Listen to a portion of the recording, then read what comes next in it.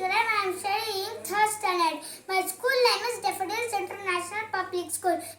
Today's my project is types of plants. Come guys, we will see how I explain the project. First one is trees. I made two types of trees.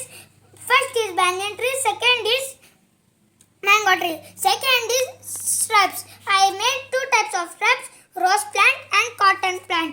This rose you can make from cotton. Third is creepers. I made two types of creepers. First is pumpkin, second is watermelon. This watermelon you can make from cotton. Fourth is herbs. I made two types of herbs. First is mint plant, second is tulsi plant. Fifth is water plants. I made two types of water plants. This is water lily, this is lotus. You can make lotus from color sheet and some paints. And the last is climbers.